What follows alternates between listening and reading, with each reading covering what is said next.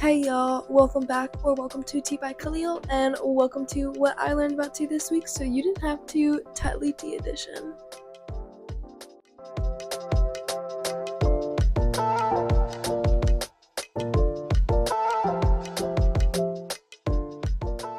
There are so many ways to drink Tetley tea iced because the Tetley tea I use, which is the premium British blend, is just black tea, and that's literally perfect for any drink. It is a plain base, it is a blank canvas to work on and build on, so it's perfect.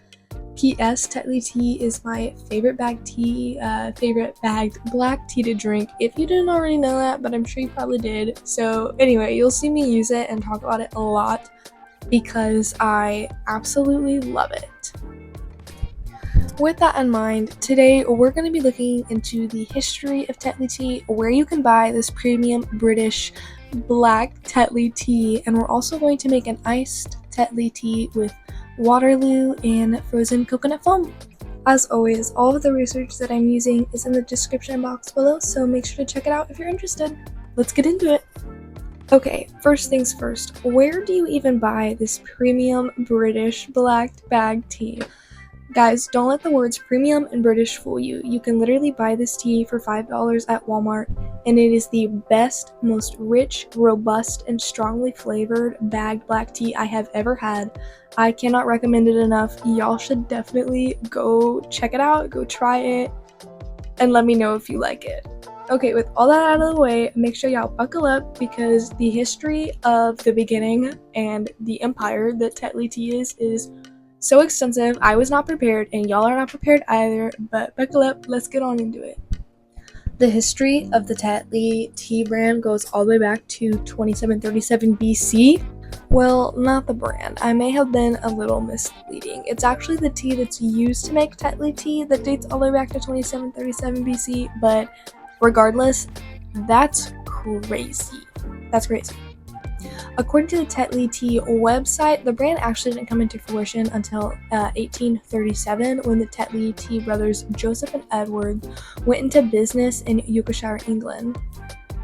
Fun fact, they actually were originally salt merchants, which who knows what that is? I don't know what that is. It's good that they went into tea business. Anyway, before Tetley tea, there was the Camellia sinensis evergreen tree, which comes from the Theaceae family, and it's this tea that's used to make Tetley tea. The legend goes that in 2737 BC, Chinese Emperor Shenzhen was sitting under a large Camellia sinensis plant while his servants were boiling drinking water. However, because of the wind, some of the leaves fell in the drinking water and voila, tea was born. In 600 AD, tea became the national drink of China. Like, how cool is that?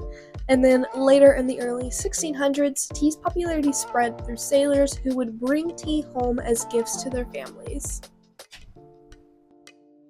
In 1660, tea finally reached the shores of North America, with Amsterdam, what is now New York, consuming what is said to be more tea than all of Britain combined at the time. That's a lot of tea. In 1662, the Portuguese tea-addicted princess Catherine of Braganza married King Charles II and painted tea as a drink of wealth.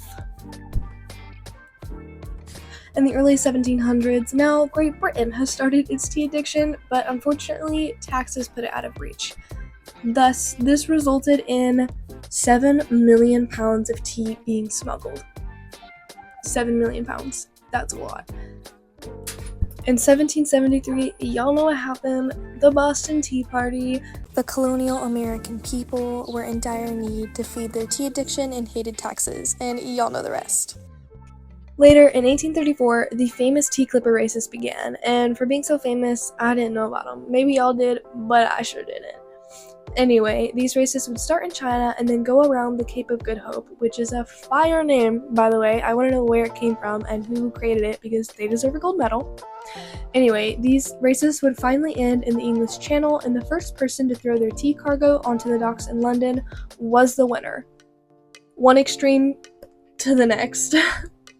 Finally, in 1837, Tetley tea comes into the picture when the Tetley brothers started selling salt and they added tea into their inventory, which I wonder what made them add tea, but I couldn't find a reason. Anyway, later in 1856, the brothers moved to Cullum Street in London next to a bunch of tea auction rooms. However, they unfortunately eventually split for a reason I could not find, and Joseph, one of the brothers, released a company called Joseph Tetley & Co. Wholesale Tea Dealers. Joseph later roped his son into the business, and they started bagging and blending teas in 1871. In 1888, the company started selling tea in the United States. In 1904, during the St. Louis World Fair of 1904, a heat wave led a tea planter, Richard Bletchenden, which, what a name, to add ice to his tea, and iced tea was born.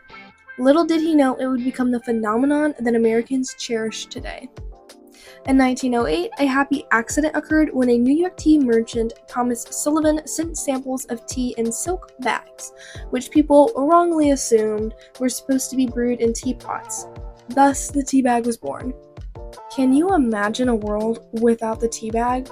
I cannot. They're literally everywhere. In 1939, we've come a long way. Tetley's British rep T.I. Tetley Jones went to America and brought to London the idea of the tea bag. In 1940, Tetley Tea made tea bag machines called the Grey Ladies that stitched 40 tea bags per minute. That's crazy. In 1968, Tetley bag tea sales have reached 5,000 pounds a year? No, 5,000 tons a year. That's a lot of tons. Anyway, in 1990, an Elvis-inspired gaffer celebrates the launch of the round tea bag, and by 2004, Tetley Tea has started selling multiple different kinds of tea blends. I promise you, we're almost done. In 2018, every single week, Tetley Tea has bought 1 million kilos of tea to make tea. See, I told you we were almost done. Since this tea claims to be the premium British black tea blend, I decided to look into just how popular it is in the UK. And according to Statista, Tetley Tea is a leading and popular brand in the UK, with an estimated 5.05 million people using Tetley tea bags. And for funsies, I decided to look into how much tea the British are drinking a year. And it's 100 million cups daily, which equals 36 billion cups per year. Yeah, that's a lot of tea. I tried to find how popular this tea is in the US, but I couldn't really find any clear answers on how many people are using Tetley tea bags, how many people are drinking Tetley tea in general, or how much tea Americans are even drinking, so I just decided to not include it. But you can take my word for it, Tetley tea is an amazing tea, and you should definitely go get it. Okay, enough of all the numbers, let's go make some iced tea with this thing. Okay, so for this drink, you're going to need cold Tetley tea, a peach Waterloo, half and half, and milk, which I didn't put in the picture because it wasn't pretty, coconut syrup, a frother, and an electric whisk. Then you are going to take your frother, you're going to put about 2.5 pumps of coconut milk in there with a splash of half and half. The fat in the half and half is what gives my frozen foam its volume, and then you're also going to put in a splash of milk. You need less than what you think, so don't go crazy. Then you're going to put this in the freezer. This is how I always make my frozen foam, and I just leave it in there for the duration that I'm actually making my tea. So first, I'm going to take my iced Tetley tea that I brewed the day before, and I'm going to pour it right into that glass, about 1/4 of the way. But I don't really measure my ingredients for tea drinks. Maybe I should, but I think my eyes work perfectly fine. Then you're going to take your Waterloo, and you're going to fill up your glass about another 1/4 of the way. This also depends on how big your glass is, or how fizzy or not fizzy you like your drinks to be. I love sparkling water, so I put in a hearty amount. If you don't like sparkling water, then you probably won't like this drink. You're then going to take a straw, a spoon, or a chopstick, and you're going to mix together your peach Waterloo and your Tetley tea. After that, you're going to put in a handful of ice. Again, a lot of this is up to preference. I like my drinks to stay pretty cold as I'm drinking them, so I try to put in as much as I can without it overflowing. Then you're going to give that another good stir just to make sure everything truly is all mixed together. After that, go ahead and set your peach Waterloo and Tetley tea mixture aside and take out your frozen foam and start whisking it. I whisk mine in a circular motion and bring the electric whisk up to the surface of the milk in half and half mixture. This is to ensure all the coconut syrup is mixed in, and I end up with a thick consistency with little to no air bubbles. This helps the foam last longer when it's on top of my drink. Also note that different weather will affect the consistency of your foam. Then you're finally going to top your peach Waterloo and Tetley tea drink mix with your coconut foam. And now you get to enjoy it. If you follow my Instagram, which you totally should, you've probably seen this tea before, but I think it's so fun and decided to make a long form video explaining it, and I substituted the vanilla for the coconut syrup, and it was absolutely delicious. Thank you all so much for watching today's video. If you liked it, make sure to give it a thumbs up and subscribe to this channel for more. Also, comment down below if you tried this Tetley tea ice drink thing and if you liked it or what you would do better. And make sure to follow my Instagram to vote on what this drink should even be called. Okay, enough of that. I hope that you guys found some rest today. I love you so much, and bye!